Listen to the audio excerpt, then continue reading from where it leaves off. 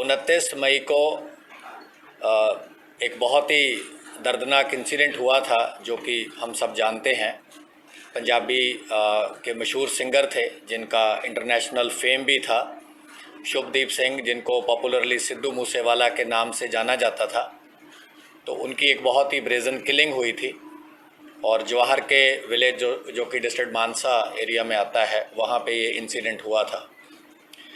जैसा कि आप जानते हैं, स्पेशल सेल लगातार बड़े केसेस पे, जहाँ पे हमें लगता है कि इंटरस्टेट रेमिफिकेशंस हो सकती हैं, वहाँ पे काम करता आया है। उसी टाइम जब हमारे ध्यान में ये और नोटिस में चीज़ आई कि इस तरीके से ये किलिंग हुई है और उसके वीडियोस वायरल हुए, स्पेशल सेल की मल्टीपल टीम्स ने उसी टाइम से इस पे काम करना शुरू कर दिया।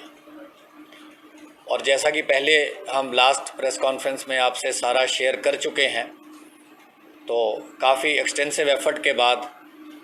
फर्स्ट ब्रेक थ्रू हुई थी जिसमें कि एक्चुअल शूटर पकड़े गए थे। शूटर से पहले मास्टरमाइंड को ऑलरेडी स्पेशल सेल ने अरेस्ट किया था। ऑलरेडी वो एक मुकोका केस में अरेस्टेड था और उसने अपना role as a mastermind confess कर लिया था। लेकिन उसके बाद जो मेन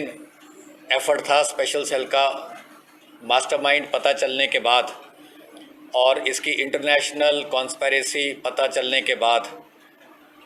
था कि जो एक्चुअल शूटर्स हैं, जो सीन ऑफ क्राइम पे गए हैं, जिन्होंने एक्चुअल फायरिंग करी है और शुभदीप सिद्धू को गोली मारी है, उनको पकड़ा जाए। तो फर्स्ट जो हमारी ब्रेक थ्रू थी 19 जून को, उसमें हमारी न्यू दिल्ली रेंज की टीम ने under supervision of Pramod Kushwaha DCP और हमारे एसीएसपी हृदय भूषण और मिस्टर नेगी एंड बाकी सारी जो न्यू दिल्ली रेंज की टीम थी, इन्होंने प्रियव्रत फौजी को अरेस्ट किया, कशिश कुलदीप को अरेस्ट किया और तीसरा केशव, जिसने सारी रैकीज करी थी, शूटर्स को ट्रांसपोर्ट किया था, उसको अरेस्ट किया। उनकी अरेस्ट के बाद भी हमारी टीम्स लगातार इस केस पे मेहनत करती रहीं और हमारी टीम्स को ये था कि जल्द से जल्द जो अभी बाकी 4 शूटर नहीं पकड़े गए और जो लोग इनको मेन शरण दे रहे थे, इनको लॉजिस्टिक्स प्रोवाइड कर रहे थे, इनको हाइड आउट्स प्रोवाइड कर रहे थे, इनके वेपन संभाल रहे थे, इनको गाड़ियां दे रहे थे, उन पे भी एक्शन किया जाए। उसी के चलते कल देर रात तकरीबन 11 बजे के आसपास हमारी टीम, जो कि लगातार 6 स्टेट में इनके पीछे लगी थी, मध्य प्रदेश, झारखंड, उत्तर प्रदेश, हरियाणा, गुजरात और दिल्ली, इन सारी जगहों पे 1-2 बार हमारी टीम ने इनको मिस भी किया, लेकिन उन्होंने फिर भी अपना एफर्ट नहीं छोड़ा और पीछा करते रहे। जो भी लीड मिलती रही उसको बड़ा डिलीजेंटली डेवलप किया और कल रात तकरीबन 11 बजे जब आईएसबीटी पे अंकित सिरसा, जो कि सबसे यंगेस्ट शूटर था, one of the most desperate था, जिसने दोनों हाथों से फायरिंग करी और जो सबसे करीब जाके जिसने गोलियां चलाई, उसको अरेस्ट किया। जो उसका साथी था सचिन भिवानी, इसको भी इसके साथ अरेस्ट किया गया। सचिन भिवानी ने इनको तमाम सपोर्ट प्रोवाइड करी। वारदात से पहले ये जब उकलाना मंडी में रुके, सिरसा डिस्ट्रिक्ट में रुके और फतेहाबाद में मूवमेंट हुई,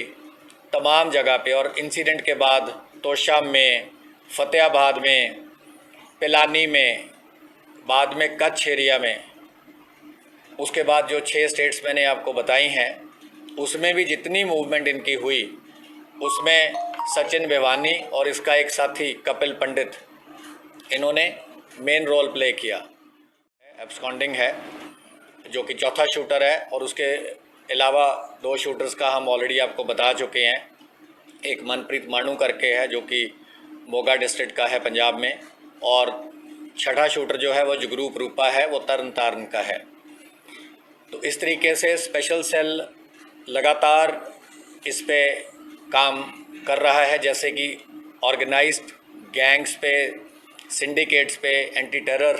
पर्सपेक्टिव से स्पेशल सेल हमेशा काम करता आया है और स्पेशल सेल का हमेशा यही फोकस रहा है कि जो लोग भी ऐसी बड़ी वारदात में शामिल होते हैं जिसकी इंटरस्टेट रेमिफिकेशंस हैं, जिससे फ्यूचर में दिल्ली में भी कोई चीज़ ऐसी हो सकती है दुर्घटना,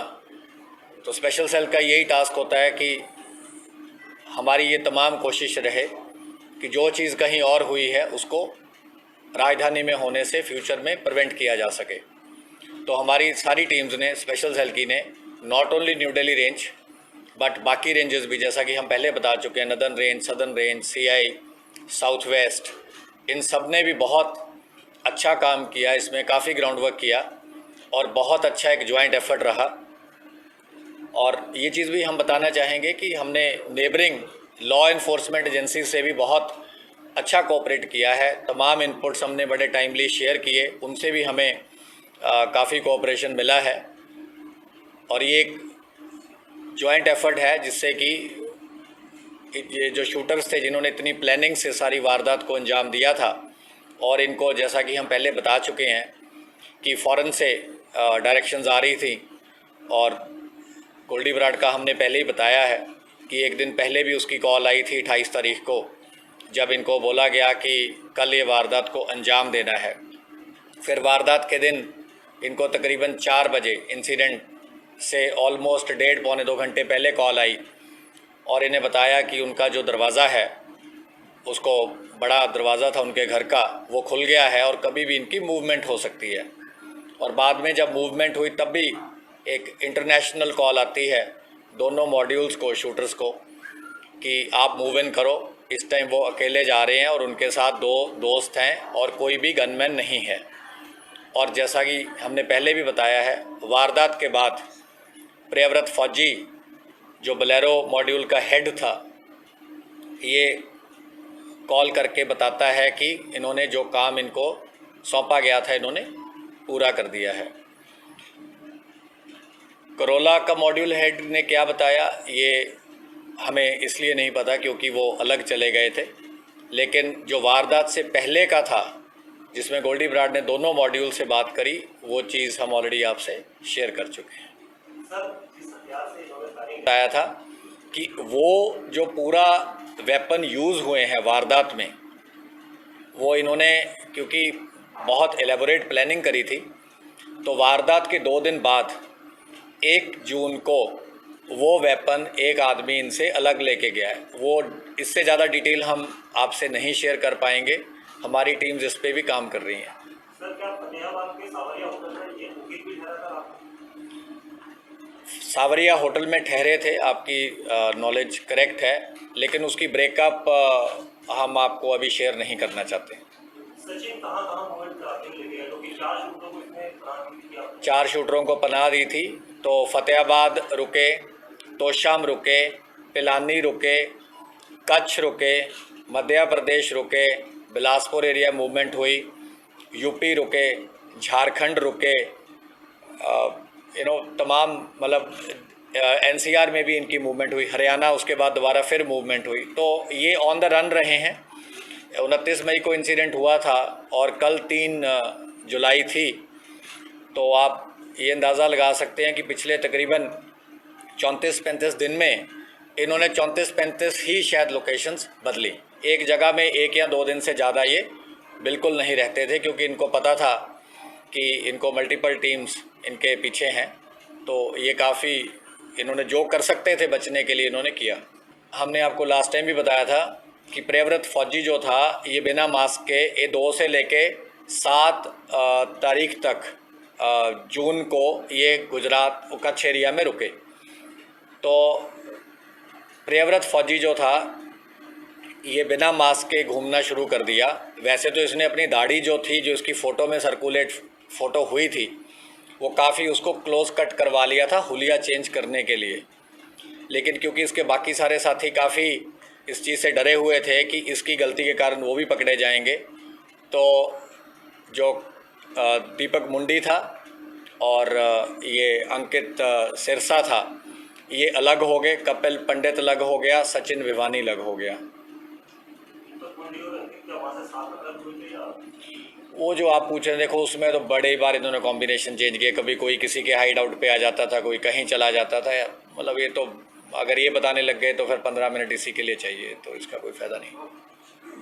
सर, पंजाब पुलिस की वर्दी भी इनके पास थी, तो क्या वो भी इनके प्लान में था कि बचने के लिए एस्केप रूट इस वर्दी को पहन के इस्तेमाल करना था?